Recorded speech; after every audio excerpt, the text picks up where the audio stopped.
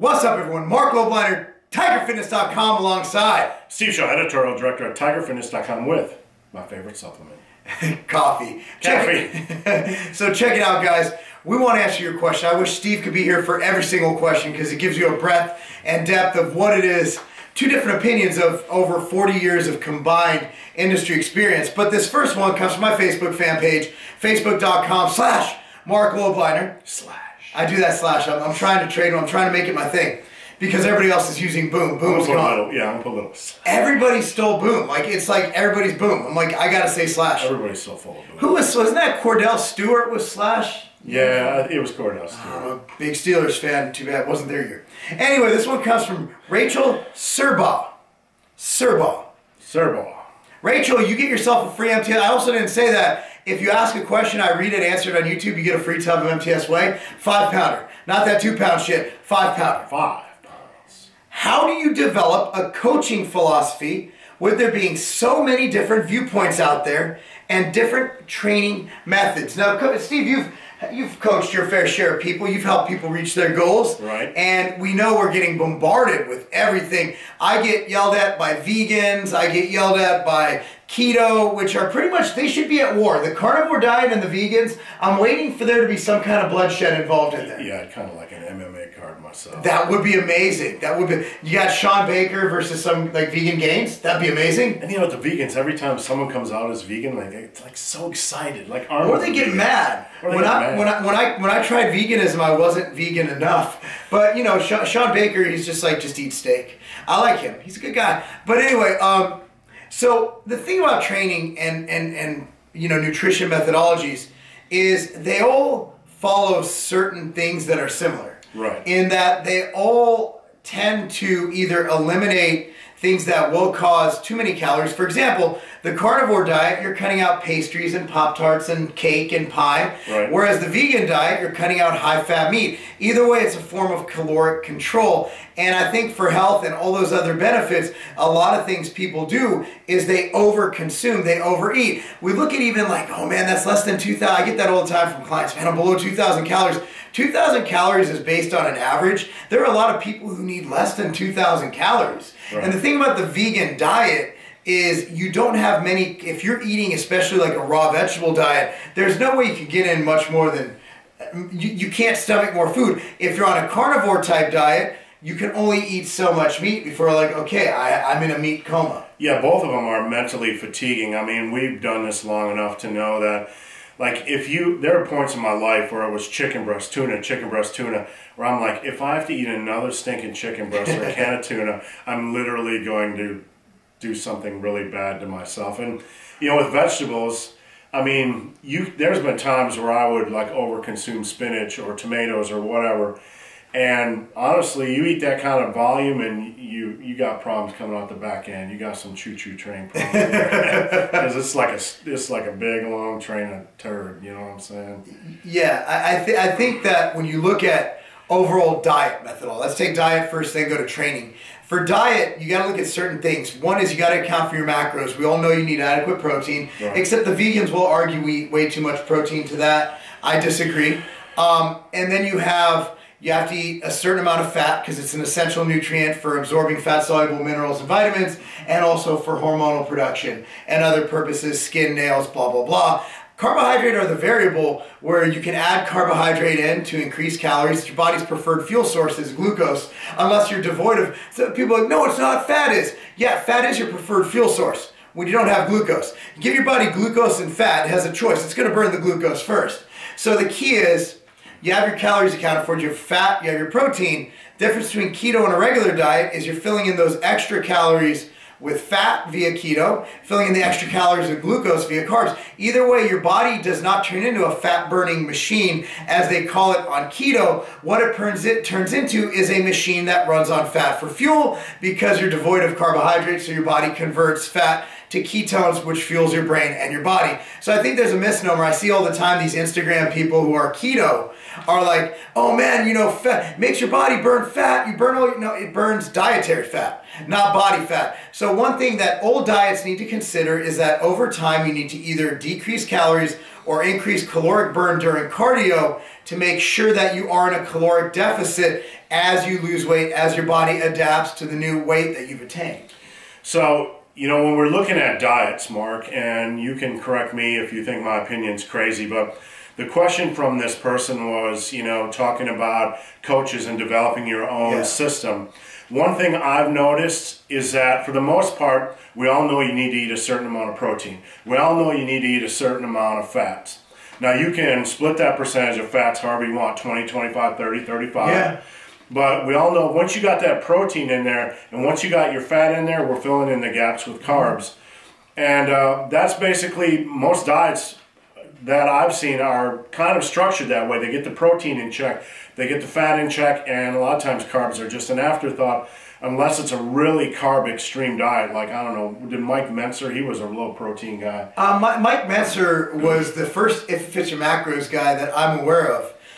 Because Mike Mentzer, actually, I believe it was on record, saying if your calories are equal, you ate a stick of butter versus eating a normal bodybuilding diet, your results will be exactly the same. Now, based on current research, there is going to be a difference based on your protein intakes can be the main variable, because obviously a stick of butter has no protein. Right. But Mike Mentzer was straight up and down. But Mentzer, I think Mentzer, the great thing about him is that he showed us that we don't always have to do it the cookie cutter way. Right. There's other ways, there's more than one way to reach a certain variable. But as we're looking at formulating a plan, how do you formulate a plan? And I think Steve and I talked about this before, is avoid any extremes. Like anybody who says the only way to lose fat is keto, you know, the war on carbs. I know that's a big thing with Marc Bell. I love Marc, but there shouldn't be a war on anything. You shouldn't ever vilify or blacklist foods. You shouldn't do that. I don't think it's healthy mentally or physically, because we have a lot of research on certain vitamins and minerals that come from carbohydrate-based foods, like, I don't know, fruits and veggies, that are extremely healthy for an individual. So I wouldn't like to proclaim a war on everything. I like to maintain, like Switzerland, I want neutrality. Yeah, I want balance. Like when it comes to carbs, I'm a perfect example. I lost 100 pounds. I was diabetic. I nearly died from diabetes. My cramping was so bad. My fatty liver disease was so bad. And I had to do something extreme. I had to cut out carbs and just switch to all whole natural foods. That's a good choice. And I went almost no carb. I didn't go keto, but I just ate fruits and vegetables. And now, 4 years later, I'm pulling carbs back into my diet. I feel good. And I realized it wasn't the carbs that were necessarily the enemy, it was the processed food and processed crap. So yeah, that's really the key thing to remember, like the war on carbs, the war on fats, the war on protein. Any of the imbalanced stuff or the stuff that's really off-center is crazy. It's marketing, Steve. It's marketing. We do it for a living. We thrive on SEO. We do it here, but we're more pragmatic in what we do, in that we present different viewpoints. But at the end of the day, they're just that, they're viewpoints. And I think a lot of it is just differentiate from their competition in the marketplace. Yeah, exactly. And one thing I want to mention, Mark, and I want to get your opinion on this, is balance. Because I'm not a bodybuilder per se, but I grew up in that culture. It was my life for a long, long time. You're a professional bodybuilder, and we see it every day. Like, science says only eat this many grams of protein a day. Well, what I tell people, like, I recommend more protein than what science says, because I like meat. That's a personal choice. Yeah. I like eating protein more than I like eating carbs.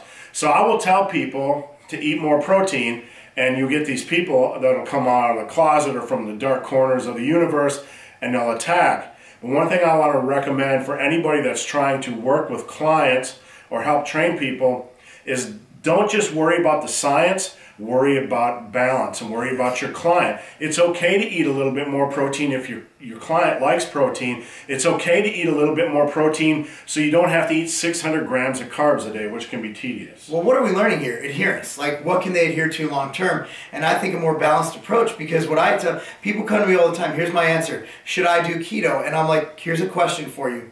Can you imagine going every morning for the rest of your life without having toast with your eggs? No, it's not. It's not a livable. That's sacrilegious. So, I mean, you just need to look at the overall balance of things, and I think we're in the right place. But the main way we differentiate now, that to end this on nutrition, is that we extrapolate data. For example, we did that article a few weeks ago that vegetarians are, when they get drunk, they're 67% of them cheat on their diet with meat. Yes. That's a bad thing. So when they lose their inhibitions, they go eat a steak. It was some sick, I forgot what the exact quote was. It's a crazy number. Crazy number, but they're vegetarians, not straight vegans.